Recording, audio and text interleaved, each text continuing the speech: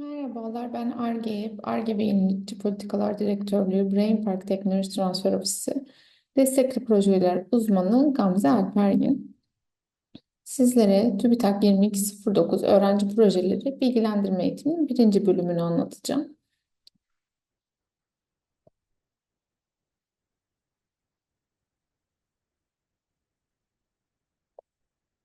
Eğitimin içeriğine bakacak olursak, TÜBİTAK 2209A üniversite öğrencileri araştırma projeleri desteği ve 2209B üniversite öğrencileri sanayi yönelik araştırma projeleri desteği ve bu iki projenin desteğinin BİDEP süreçleri, BİDEP giriş süreçleriyle ilgili bilgi vereceğim. E, Bunlar birisi tamamen öğrencileri araştırmaya yönelik desteklerken, diğeri araştırmaya yönelik desteklerin yanında sanayi ile işbirliği programını oluşturmaktadır. Çağrı'nın amacı üniversitelerde öğretim görmekte olan lisans öğrencilerini projeler yoluyla araştırmaya teşvik etmek. Ön lisans öğrencilerinde ise lisans eğitimi öğrencisi öncesinde bir ön hazırlık gibi proje hazırlama kültürünü kazandırmaktır. Bu çağrıları genellikle kabul edilen, daha çok desteklenen diyelim, projeler sürdürülebilir kalkınma amaçlarına uygun projelerdir. Bundan da bahsedeceğiz. Destek miktarlarına baktığımız zaman destek süresi her iki çağrı programında 12 ay olmaktadır. Ama 2209A projelerinde öğrencinin hesabına yatan ücret 9.000 lira. 2209B öğrencinin hesabına yatan ücret proje desteği diyelim 12 bin liradır. Akademik ve sanayi danışmanları için her proje başına da 1000 TL ücret yatırılmaktadır. Başvuru koşulları Türkiye'de lisans veya ön lisans derecesinde eğitim veren bir programa kayıt olmak gerekmektedir. Buna açık öğretim ve hazırlık sınıfı öğrencileri dahil değildir.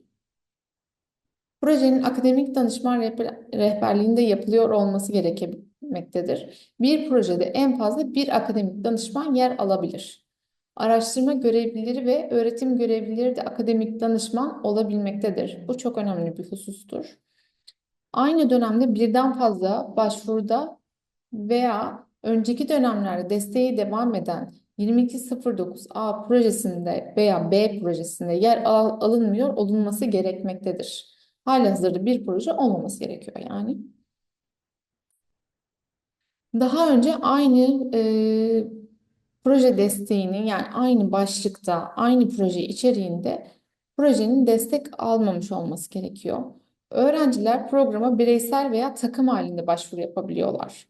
Takım halinde başvuru yapılması durumunda öğrencilerden biri proje yürütücüsü olarak TÜBİTAK'a karşı sorumlu oluyor. Yani bütün sisteme girişlerini öğrenci yapıyor.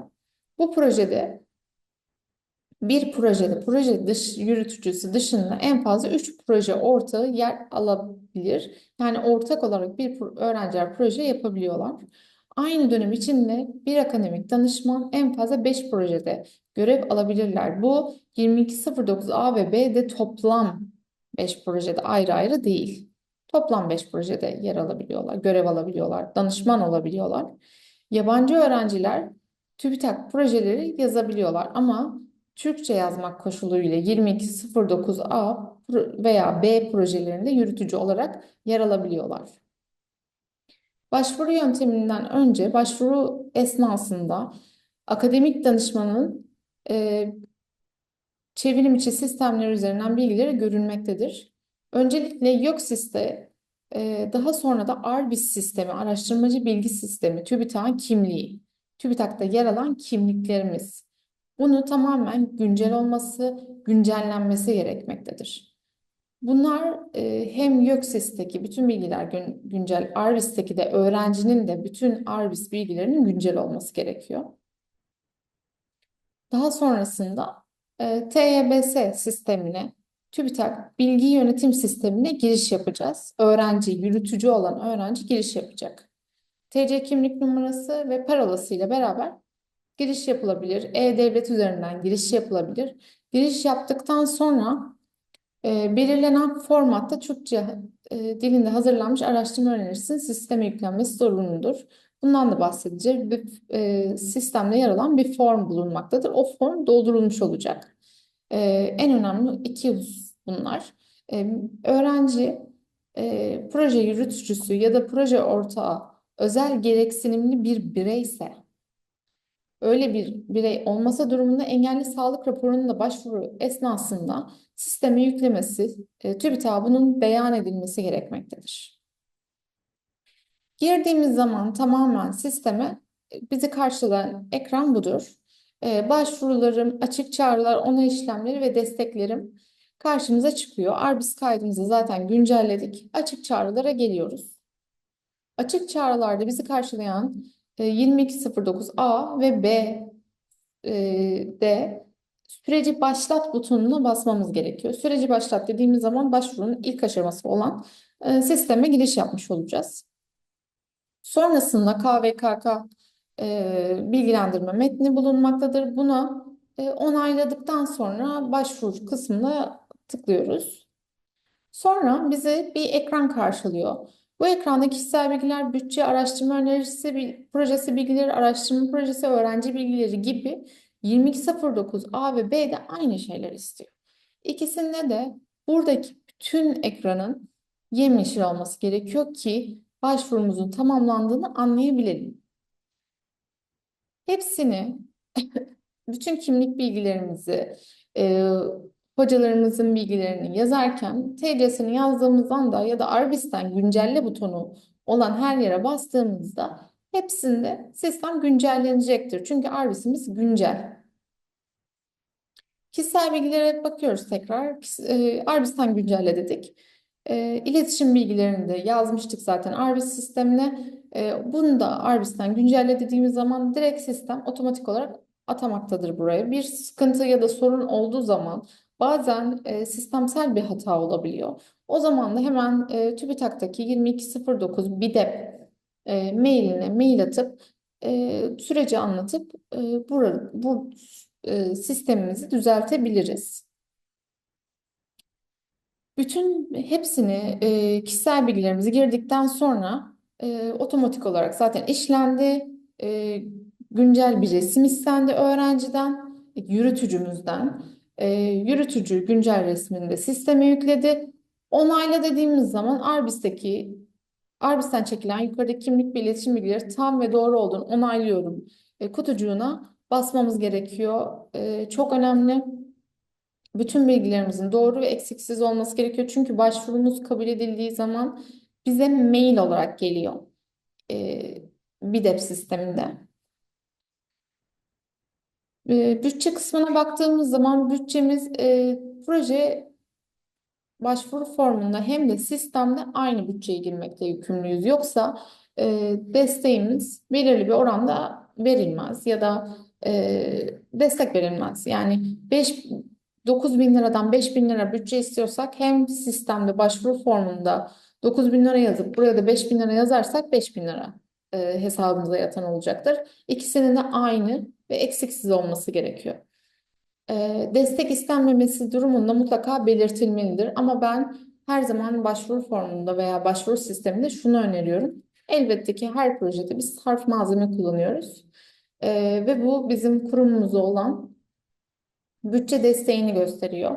Yani o sarf malzemeyi kurumunuzdan temin etmek yerine zaten projemiz kabul edildiğinde TÜBİTAK'tan bunu talep edebiliyoruz. En kötü ihtimalle bir sarf malzeme kalemi yazabiliriz buraya. Bu da projemizde destek sağlayacaktır.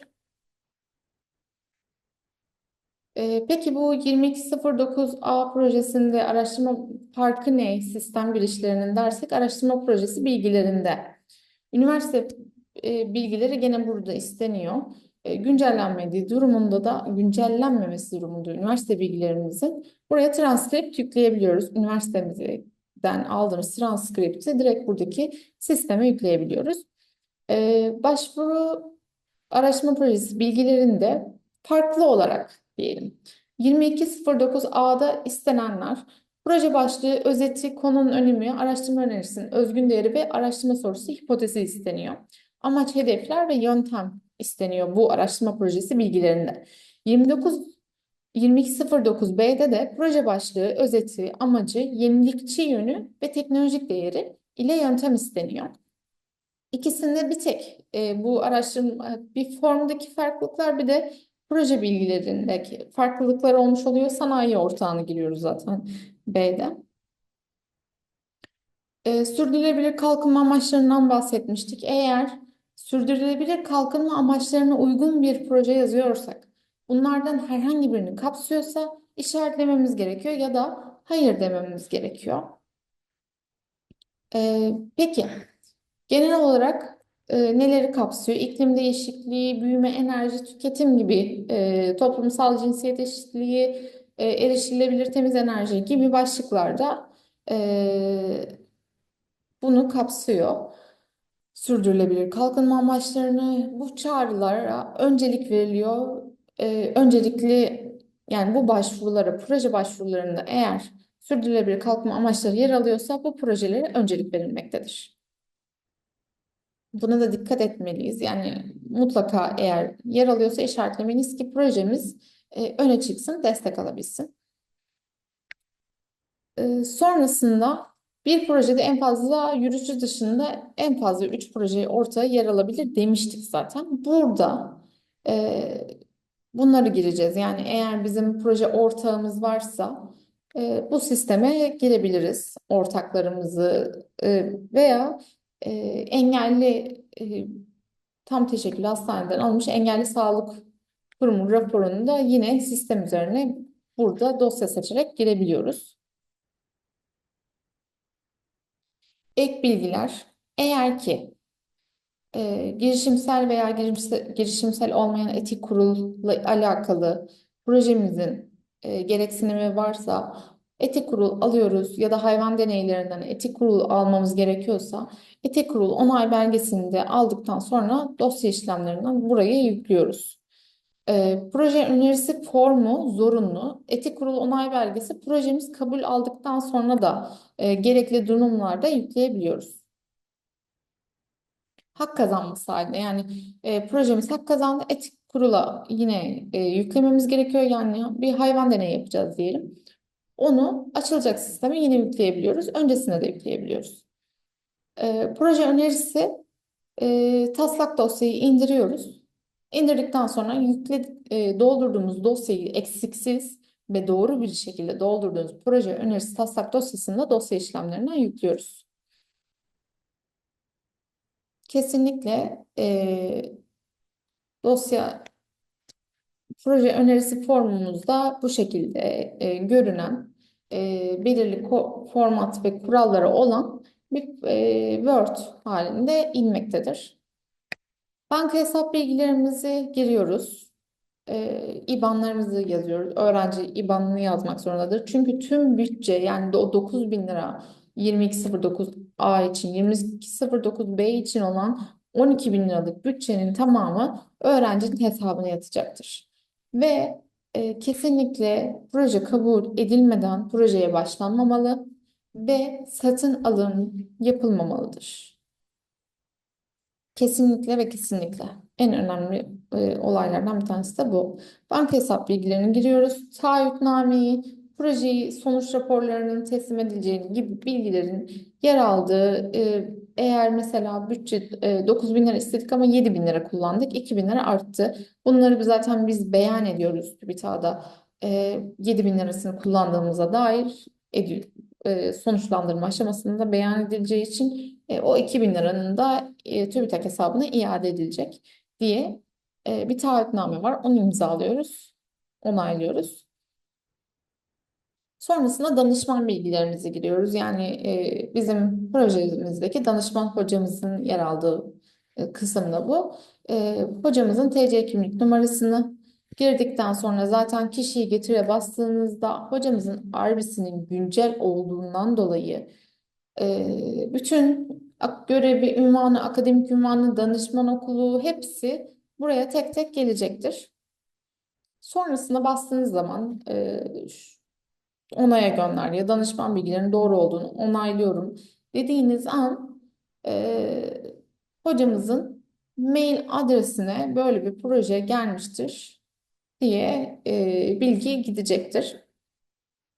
Başvuru sahibinin sistem üzerinden başvurusuna dair son onayı sonrası proje başvuru bilgileri ekleri salt okunur şekilde akademik danışmanın sisteminden çekilen e-posta adresine danışman onayına gönderilir. Akademik danışmanın bu aşamada projeyi sistem üzerinden onaylaması halinde başvuru başarılı bir şekilde tamamlanmış olur. Başvuruyu bu şekilde tamamlıyoruz. Baktığımız zaman önemli noktalara da kısaca özet geçmemiz gerekirse başvurular TVSS üzerinden çevrimiçi olarak yapılır. TÜBİTAK tarafından belirlenen formatta Türkçe olarak hazırlanması gerekir. Başvuru esnasında akademik danışmanın bilgisi çevrimiçi sistemler üzerinde görüntülenmektedir. Akademik danışmanın bilgisi öncelikle YÖKSİS, sonrasında da TÜBİTAK ARBİZ sisteminden kontrol edilmektedir ve güncel olması gerekmektedir. Bu nedenle iki sistemde akademik danışman bilgilerinin güncel olması çok çok önemlidir. Sonuçlar TÜBİTAK'ın resmi sitesinde liste halinde yayınlanmaktadır. Başvuru dönemlerine baktığımız zaman 2209 A ve B projeleri iki dönem halinde açılıyor. 2024 yılı itibariyle tek bir çağrı açıldı. Ama genellikle iki dönem açıldığı zamanlar Nisan ayında açılıyor. Kapanış tarihi Haziran. Şu an ilk çağrımız bu sene Eylül'de açıldı. Kasım ayında kapanacak. Sonuçlar genellikle Mart'ta veya Eylül aylarında açıklanıyor. Yani birbirinin devam eden döngüler halinde açıklanıyorlar. Değerlendirmeye baktığımız zaman projelerin değerlendirmesi iki aşamada değerlendiriliyor. Ön inceleme ve bilimsel değerlendirme. Ön incelemeye baktığımız zaman formata, karakter sınırlamalarına Türkçe dilinde yazılmış olması oldukça önemli. Bunlar dikkate alınarak inceleme yapılıyor. Bilimsel değerlendirmede de araştırma önerisinin özgün değer, amaç, hedef, yöntem, iş paketleri, risk yönetimi ve yaygın etkinin düzenli ve anlaşılabilir biçimde açıklanması özellikle özgün değerin çok çok önemli olduğunu söyleyebilirim. Destek aldık. Projemiz kabul edildi. Bizden istedikleri şey eğer etik kurul belgesini başta yüklemediysek, sisteme yüklemediysek etik kuruldan onay belgesinin sisteme yüklenmesi gerekmektedir. Yasal izin almamız gerekiyorsa işte bir kamera kaydı izlenecek. Belediyeden izin almamız gerekiyor. Örnek veriyorum. Bunun için işte İstanbul Büyükşehir Belediyesi'nden yasal izin almamız gerekecek. Etik kurulu zaten yükledik. Destek kararı sonrasında destek miktarı proje yürütücüsünün adına açılmış banka hesabına yatırılır.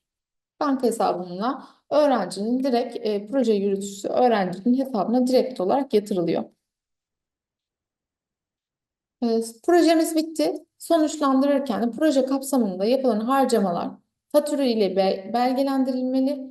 Demirbaş malzememiz varsa üniversitenin demirbaş kaydı yapılmalıdır. Üniversiteye demirbaş kaydını oluşturuyoruz. Faturalar yürütücü öğrenci ya da proje ortaklarının adına kesilmelidir. Kesinlikle çok önemli. En çok yapılan hatalardan bir tanesi de bu. Yürütücü öğrenci proje ortaklarının adına faturalar kesilecek.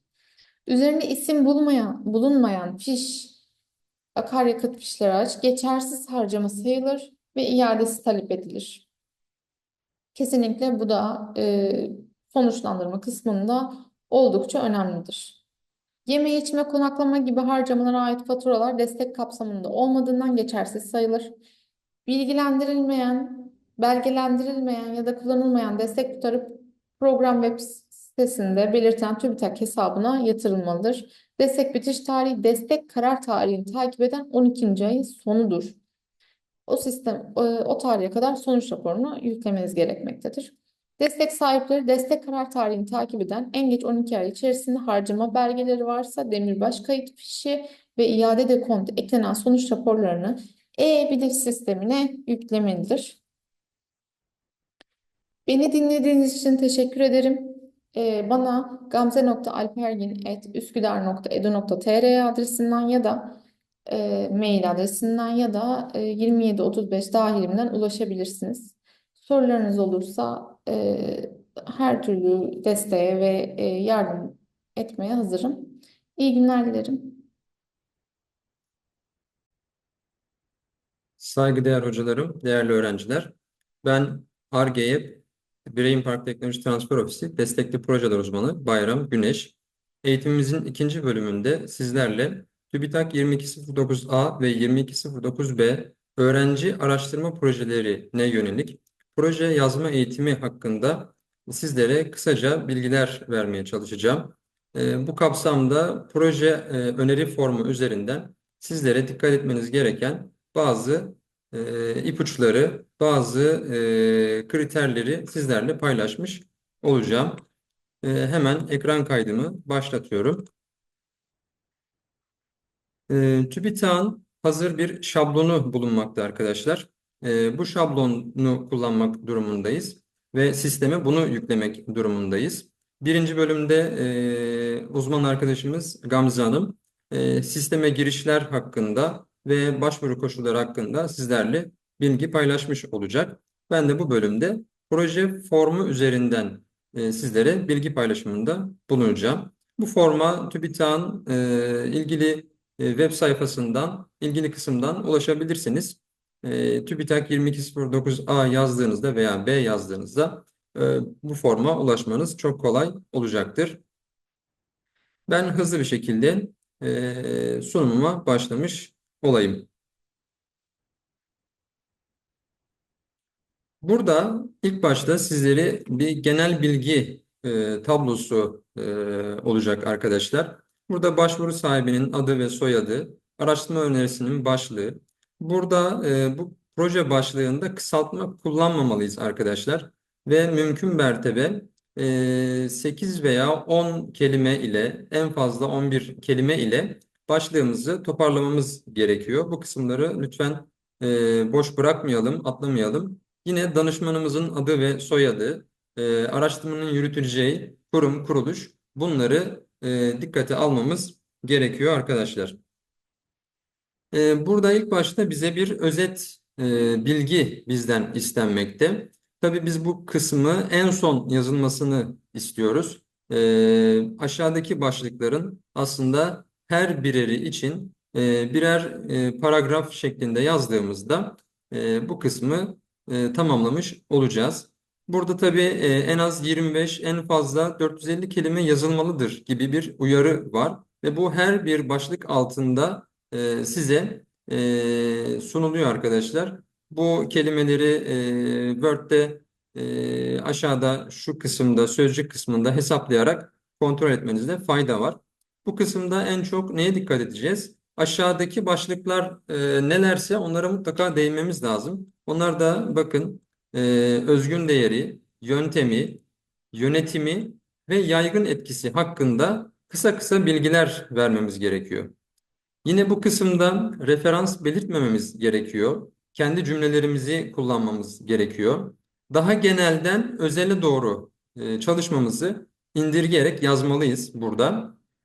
Az önce de bahsettiğim gibi özgün değeri, yöntemi, planlaması, ne kadar süreceği, nerede yapılacağı gibi ve yaygın etkisi birer paragraf halinde e, özetlenmeli ve en çok belirtmek istediğiniz, vurgulamak istediğiniz kısımları da koyu renkle, bold şekilde yapabilirsiniz arkadaşlar.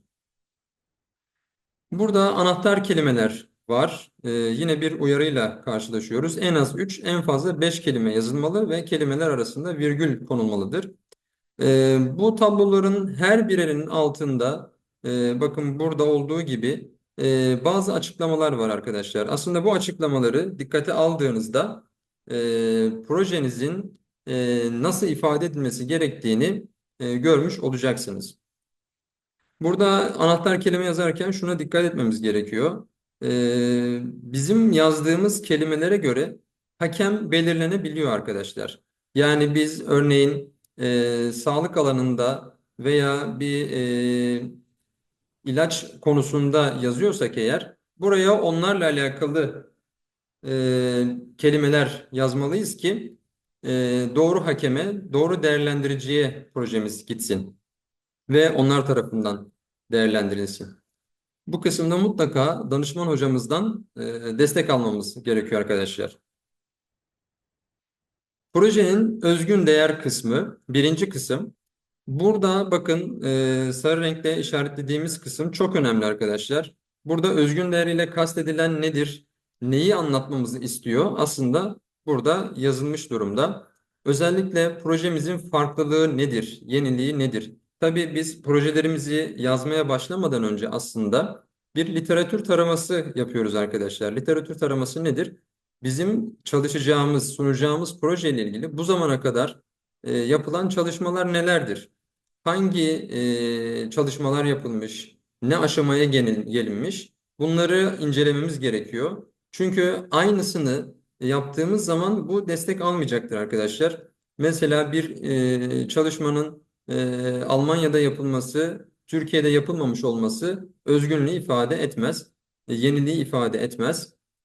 Bu gibi kriterlere dikkat etmemiz gerekiyor. Yine hangi eksikliği nasıl giderecek? Projeler arkadaşlar bir ihtiyaçtan veya bir sorundan ortaya çıkar.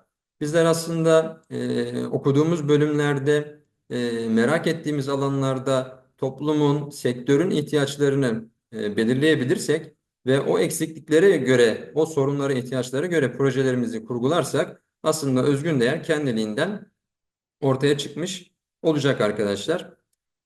Bu kısım çok önemli. Çünkü projelerin puanlanmasında sadece öğrenci projeleri için değil, akademisyenlerimizin de yapmış olduğu projelerde bu kısımdan eğer geçer not alınırsa diğer kısımlarda e, daha kolay not almak mümkün olabiliyor arkadaşlar.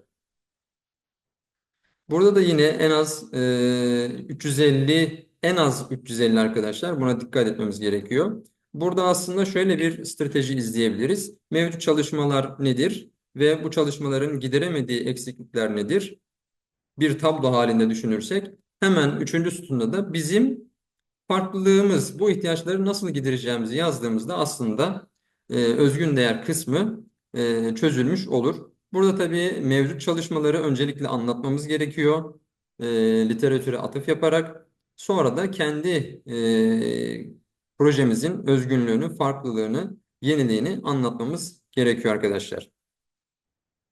Burada literatür taramasını ham bir şekilde vermemek gerekiyor. Yani örneğin X yazarının 2001 yılında yaptığı bir çalışmayı olduğu gibi almak değil de o konudaki çalışmaları ilgili yazarların, uzmanların isimlerini de yazarak, atıflarını da yaparak kendi düşüncelerimizle, fikirlerimizle yansıtmamız gerekiyor. Referansları bu şekilde aktarmamız daha doğru oluyor arkadaşlar. Tabii bunu yapabilmek için proje yazmaya karar vermeden önce bol bol makale okumalı, bol bol raporlar, ondan sonra haberler, bunları incelememiz gerekiyor. Zaten projemizin çıkış noktası aslında buradan başlamalı. Yoksa biz düşüncemizdeki bir fikri yapmak istediğimiz bir fikri hemen projelendiremeyiz. Belki bizim yaptığımız bir projeyi, düşündüğümüz fikri başka birisi çoktan projelendirmiş olabilir. O zaman tekrara düşeriz ve projemiz destek muhtemelen almayacaktır. Kendi çalışmalarımızı anlatırken arkadaşlar kesin ifadeler kullanmamalıyız. Ne demek istiyoruz? Örneğin bu çalışmayı Türkiye'de ilk defa biz yapıyoruz veya dünyada ilk çalışma bu olacaktır gibi çok iddialı kelimeler kullanmıyoruz. Onun yerine daha yumuşak ifadeleri tercih ediyoruz arkadaşlar. Örneğin literatürde bilgimiz dahilinde rastlanmamıştır. Literatürde böyle bir çalışmaya rastlanmamıştır. Dolayısıyla projemiz özgündür şeklinde e, yazmamız daha doğru olmakta. Yine literatür özetini yazarken arkadaşlar bize benzeyen, bizim çalışmamıza benzeyen projeler olabilir, çalışmalar olabilir. Bunları da muhakkak yazalım. Bunun hiçbir sakıncası yok. Biz o yayınlarda bizim projemize benzeyen şu çalışmalar vardır. Ancak bizim çalışmamız şu noktalarda ayrılmaktadır. Dolayısıyla özgündür şeklinde yazdığımız zaman hiçbir zararı projemize olmaz arkadaşlar. Evet, amaç ve hedef kısmına geçmiş oluyoruz. Geçmeden önce şunu tekrar ifade etmek isterim arkadaşlar. Bizler literatürdeki boşlukları, literatürü taradığımız zaman veya sektörden temas halinde olduğumuz yetkililerle, kişilerle görüştüğümüzde o sektörün ihtiyaçları neler, gideremediği sorunlar neler, bunları aslında sorup öğrendikten sonra buradan yola çıkarsak projenin özgünlüğü için çok fazla ayrı bir efor sarf etmemize gerek kalmaz ve bu kısımdan güzel bir not alarak geçmiş oluruz arkadaşlar. Evet, amaç ve hedef kısmına geldiğimizde burada amacımız bizim projede ulaşmak istediğimiz nokta nedir? Niçin bu projeyi yapıyoruz? Bunun cevabını verdiğimizde amaç cümlesini yazmış olacağız. Amaç daha genel ve kapsayıcıdır arkadaşlar ve hiçbir zaman değişmez. Amaç değiştiğinde proje de değişir. Hedef nedir peki? Günlük yaşamda amaç ve hedefi biz çok birbirinin yerine kullanabiliyoruz. Ancak proje dilinde TÜBİTAK projelerinde özellikle bunlar farklı şeyleri ifade ediyor arkadaşlar. Amaç bizim ulaşmak istediğimiz noktayken hedef bu amaca ulaşmak için gidilecek yollar nelerdir? Hangi yolları takip edersek amacımıza ulaşırız? E, hedefin ifade ettiği manada, anlamda bu arkadaşlar. O yüzden bunları birbirine karıştırmayalım. Hatta mümkünse amacımız şudur şeklinde yazdıktan sonra amaç kelimesinin yerine hedef kelimesini kullanmak veya planlanmaktadır, öngörülmektedir şeklinde ifadeler kullanmak daha aslında güzel olabilir. Amacın karışmaması adına. Projelerde amaç tek olur arkadaşlar. Her bir amaç, yani biz mesela projelerde bazen ifade edebiliyoruz.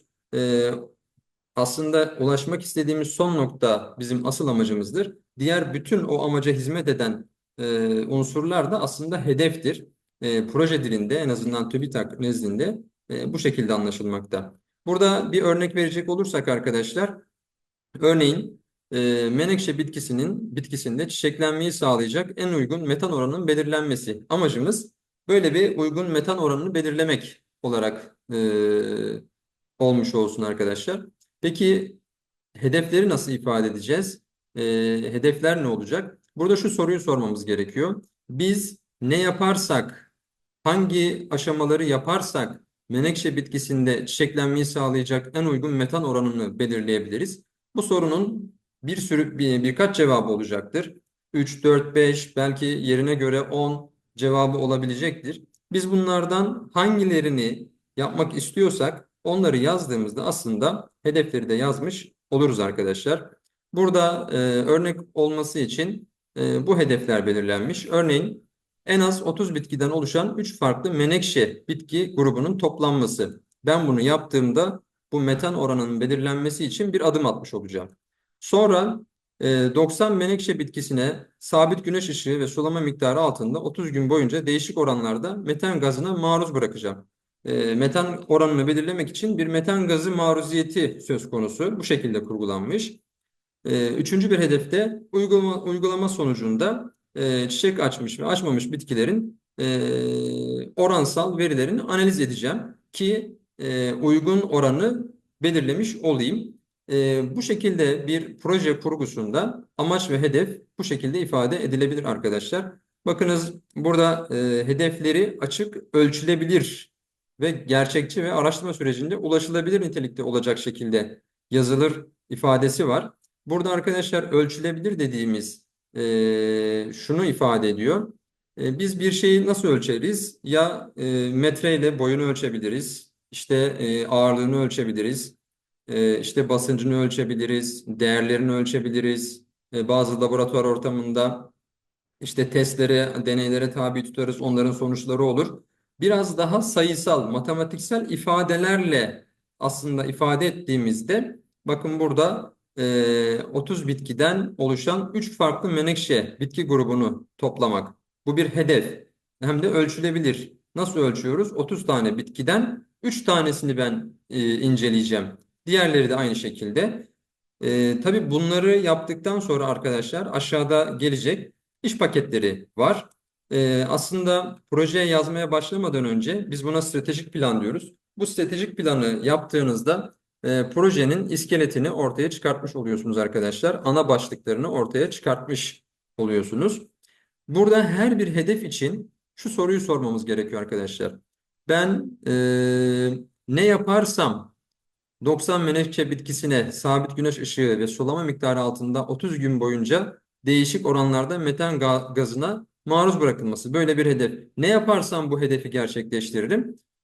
Burada çok kısa ifade edilmiş arkadaşlar uzatmamak adına. Örneğin metan gazının uygulanması. Ben bu bitkileri topladım ve bu bitkilere bir hedef koydum. İkinci hedef olarak metan gazına maruz bırakmam lazım. Bunun için de bir uygulama yapmam gerekiyor. Yani bu metan gazına maruz bırakma işini nasıl yapacağım? Onun aşamaları neler olacak? Bunu da yazdığımda aslında e, iş paketlerini yazmış oluyorum arkadaşlar. Bakın burada bir piramit var. Amacımız en üstte. Hedeflerimiz 1, 2, 3, 4 olabilir. Mümkün mertebe biz 4, en fazla 5 hedef öneriyoruz. Çünkü bu sefer projenin kapsamı kayabiliyor, değişebiliyor. İçinde kaybolmayalım. Her bir hedef içinde iş paketi 1, iş paketi 2 veya 3, 4 bunlar çoğaltılabilir.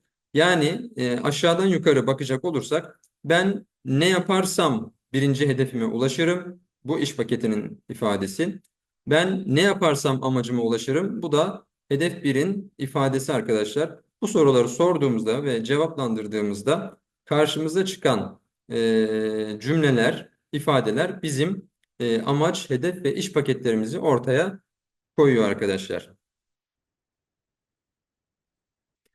Yöntem kısmına geldiğimizde arkadaşlar ikinci başlık olarak burada projemizin tamamen teknik kısmının anlatıldığı bölüm arkadaşlar.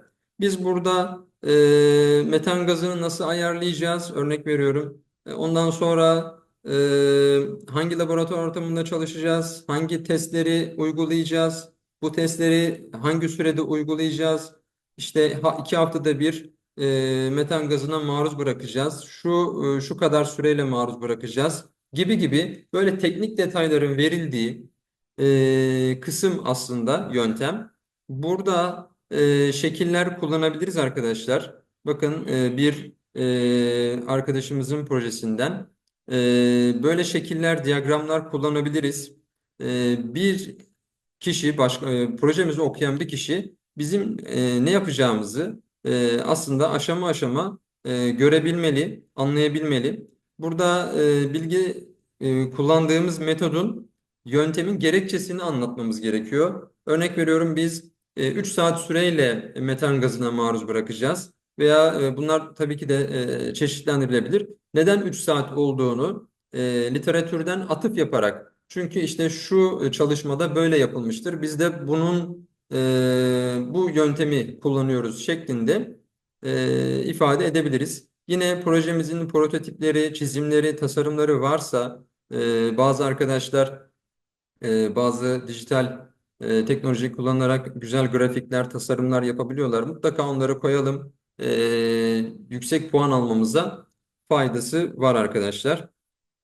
Daha önce bununla alakalı bu projeye benzer veya bu projenin ön çalışması diyebileceğimiz bir çalışma yaptıysak onların ön verilerini de muhakkak koymalıyız. Bu bizim bu projeyi yapabileceğimiz konusunda yetkinliğimizi ortaya koyuyor arkadaşlar. Burada dediğim gibi projenin gerçekleşmesi için teknik bilgilerin verildiği bölümdür. Deneyler, anketler, istatistiksel analizler, her türlü aklınıza gelebilecek teknik bilgiler burada verilebilir arkadaşlar. Evet, üçüncü bölüm proje yönetimi. Burada bir iş zaman çizelgesi var arkadaşlar. Bu tabloyu doldurmanız gerekiyor. Her bir iş paketinin adı ve hedefleri oluyor arkadaşlar. Yukarıda mesela bir iş paketi belirledik. İşte metan gazının uygulanması şeklinde bir iş paketi belirlemiştik. İş paketimizin adı bu. Peki hedefi nedir? İşte biz 3 saat süreyle 3 tane menekşe bitkisine metan gazını uygulamak. Bizim hedefimiz de bu olsun. Bu iş paketini kim gerçekleştirecek? Buraya onu yazıyoruz. Burada projelerimizde şuna dikkat etmemiz gerekiyor. Örneğin sağlık alanında bir projemiz var. Ve projemizin içeriğinde bir yazılım çalışması var. Haliyle ekipte bir yazılım mühendisliğinden bir arkadaş veya bilgisayar mühendisinden ilgili bölümlerden bir arkadaşın da olması ekipte çok önemli arkadaşlar. Çünkü biz her alanda uzman olamayabiliriz, her alanı bilemeyiz. Ama disiplinler arası projeler yapabiliriz. Bunlar çok desteklenen, yapılması istenen aslında çalışmalar. Haliyle böyle bir projesi olan varsa muhakkak yazılım mühendisliğinden veya bilgisayar mühendisliğinden bu tarzda bir proje fikri olan varsa ekibine dahil etmesi oldukça önemli. Aksi takdirde buradan biraz düşük puan alabiliriz. Buna dikkat etmekte fayda var arkadaşlar. Zaman aralıklarını arkadaşlar mümkün olduğu kadar opsiyonel yazmakta fayda var. Örneğin biz kendi çalışmamızda hani bu iş paketini bir ay süreyle bitirebiliriz. Hani biz hızlı çalışıyoruzdur. Ancak her türlü tedbiri elden bırakmamak lazım.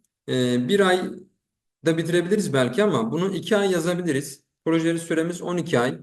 12 ayı aşmamak kaydıyla biraz daha böyle geniş bir zaman vererek mesela bir aylık bir iş paketini 2 ay yazarak 45 gün yazarak yaparsak çok daha güzel olur arkadaşlar. Çünkü söylediğimiz vakitten bir ay dedik ama 2 ayda bitirdik. Bu bir başarısızlık olarak görülüyor. O yüzden bu gibi şeylere maruz kalmamak için biraz daha opsiyonel yazmakta fayda var. Burada üçüncü sütunda başarı ölçütleri ve projenin başarısına katkısı.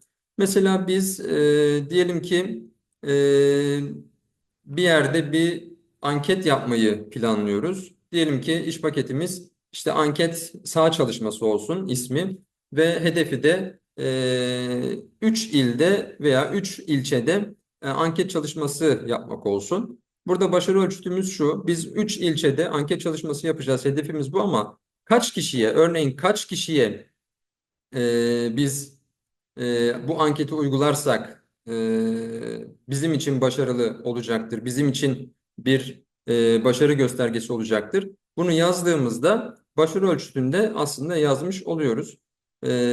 Burada tabii %100 bu başarı ölçütüne uyacağız, yapacağız diye bir kaide yok. Bu bir ölçüt. Biz hedefimiz 10 ama bizim için 8 de başarılıdır. Başarı ölçütü 8'dir. 8 değerini yakaladığımızda başarılı kabul edilecektir dediğimizde 8 de yapamayabiliriz, 6 yapabiliriz. Bunu biz zaten sebeplerini, gerekçelerini yazdığımızda bu bir başarısızlık olarak görülmez arkadaşlar. Buradaki projenin başarısına katkısı her bir iş paketi için ayrı ayrı yazılmalı. Toplamı da %100 olmalı arkadaşlar. Risk yönetimi.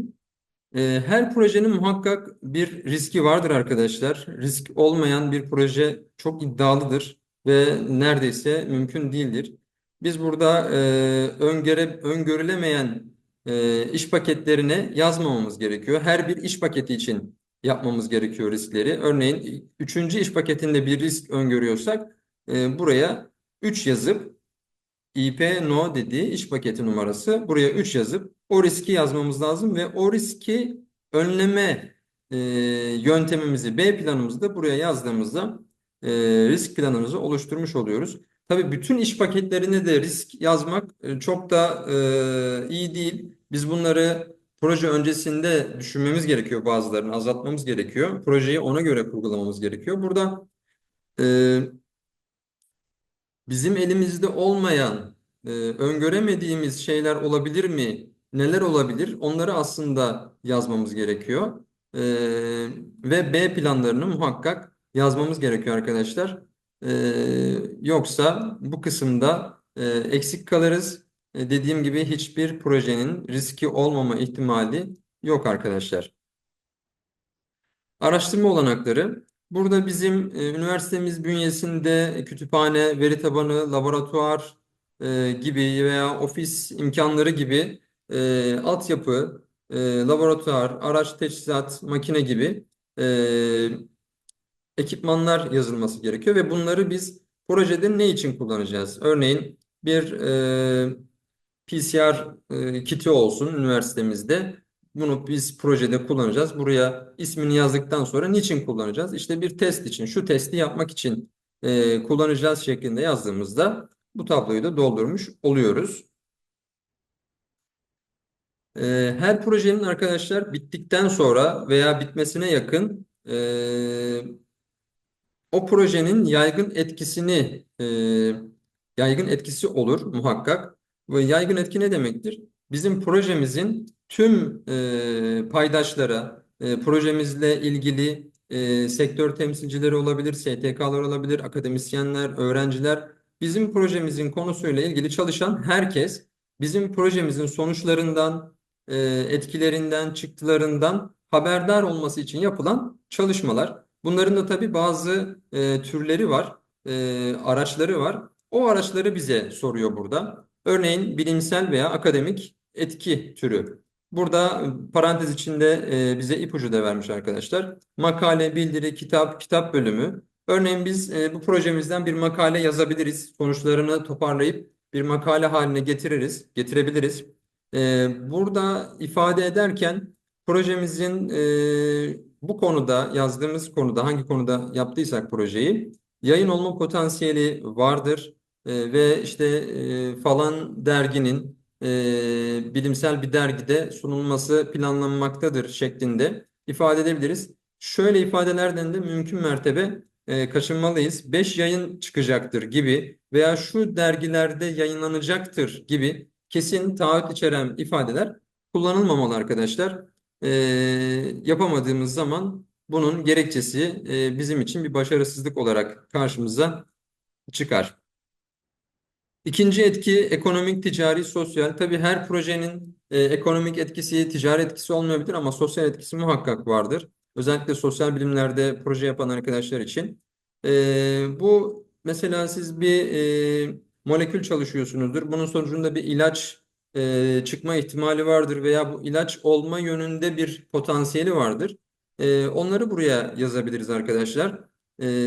Bir patent konusu olursa muhakkak onları yazmalıyız. Böyle bir planımız varsa öğrencilerimizden bu şekilde bize müracaat edenler oluyor. Şirket kuranlar olabiliyor. Ondan sonra bu tarz prototip, patent ve benzeri ürünler çıkabiliyor arkadaşlar. İlla dediğim gibi ekonomik, ticari olmak zorunda değil. Özellikle sosyal bilimler alanındaki arkadaşlarımız sosyal etkilerini buraya yazabilirler. Bir farkındalık oluşturma gibi bir etki buraya yazılabilir. Araştırmacı yetiştirilmesi ve yeni projeler oluşturma. Burada tabii lisans öğrencilerine yönelik projeler bunlar ama ileriye yönelik bu konuda yüksek lisans tezi yapma düşüncesi varsa arkadaşımızın onu buraya muhakkak yazmalı. İlerleyen dönemlerde proje yürütücüsünün yüksek lisans tezi olarak sunması düşünülmektedir. Bir yüksek lisans tezi olma potansiyeli vardır gibi ifadeler kullanabiliriz. Yine proje sonuçları ile yeni projelere yol gösterebilir şeklinde farklı projelere veya ileriki aşamalara geçme potansiyeli vardır gibi ifadeler yazabiliriz arkadaşlar. Bütçe talep çizelgesi. Arkadaşlar 2209A'da 9.000 lira, 2209B'de 12.000 lira bütçemiz var. TÜBİTAK'ın bize sağladığı. Burada bu dört başlık, dört kalemde bize destek sağlıyor. Sarf malzeme, mesela deney tüpleri, ondan sonra kırtasiye giderleri gibi. Makine tesisat, işte tablet olur, bilgisayar olur. Tabii bu paralara bunlar belki alınmayabilir ama ifade etmek için söylüyorum. Hizmet alımı mesela bir yerde bir analiz yaptıracaksınızdır. O olabilir. Ulaşım, saha çalışması yapacaksınızdır. Şehir içindeki ulaşımlarınız, e, ulaşım giderlerinizi buraya hesaplayıp yazdığınızda bütçeyi de çıkartmış oluyorsunuz. Dediğim gibi 9.000 lirayı geçmemesi gerekiyor 22.09A'da. 22.09B'de de 12.000 lirayı geçmemesi gerekiyor arkadaşlar. Burada tabii mesela bir deney tüpü ihtiyacımız oldu. Buraya yazdık. Miktarını yazdık ve gerekçesi işte şu deneyde kullanılacaktır şeklinde yazabiliriz veya iş paketi 3'te belirlenen şu çalışmada kullanılacaktır şeklinde ifadeler yazabiliriz arkadaşlar. Yine belirtmek istediğiniz diğer konular. Burada daha önce yaptığımız çalışmalar olabilir. Bunların ekran görüntülerini, fotoğraflarını koyabiliriz, örneklerini koyabiliriz. Bu bizim elimizi güçlendirir. Biz bu projeyi yapabiliriz. Benzer çalışmalar yaptık gibi bize artı bir puan sağlar arkadaşlar. 2209B'nin formu yine buna benzer. Sadece şu kısımda özgün değer kısmında özgün değer şeklinde değil de yenilikçi ve teknolojik yanı şeklinde bir tablo var özgün değer yerine. Aslında orada da benzer şeyleri yazmamızı bizden bekliyorlar. Sanayiden zaten bir danışmanınız olması gerekiyor. Sanayinin çözemediği bir sorunu araştırabilirsiniz. Oradaki farklılığı, yeniliği yazdığınız zaman zaten aynı özgün değer gibi ifade ettiğinizde o kısmı da yazmış olursunuz arkadaşlar. Onun haricinde herhangi bir farklı bir tablo veya bir kısım yok. O formu da yine 2209B yazdığınız zaman internet sitesine rahat bir şekilde ulaşabilirsiniz. Bizler Üsküdar Üniversitesi Ar-Ge Direktörlüğü Brain Park Teknoloji Transfer Ofisi olarak hem akademisyenlerimizin hem öğrencilerimizin projelerinde kendilerine bu şekilde danışmanlık desteği sağlıyoruz. Öğrencilerimiz veya hocalarımız projelerini yazdıklarında formları bize iletirler ve biz o formları inceledikten sonra kendilerine görüş bildiririz. Çünkü her projenin bir dili vardır arkadaşlar projenin ve bu dili ifade etmek konusunda biz aslında destek sağlıyoruz. Örneğin hocamız psikoloji alanında çalışıyor, uzmandır tabii ki. Ancak projede az önce gördüğünüz gibi en basitinden amaç ve hedef birbirinden farklı manaları ifade ediyor. Onun o şekilde ifade edilmesi gerekiyor ki projemizde kabul alsın arkadaşlar. E, Benim mailime bayram.günes@üsküdar.edu.tr ve dahili numaram 2721. Buradan ulaşabilirsiniz. Herhangi bir sorunuz olduğunda gerek projeyi hazırlama formunda olsun, gerek Gamze Hanım'ın vermiş olduğu bilgiler konusunda olsun, bizler sizlere destek vermeye her zaman için hazırız. Bizi dinlediğiniz için çok teşekkür ederiz. Kendinize iyi bakın, iyi çalışmalar.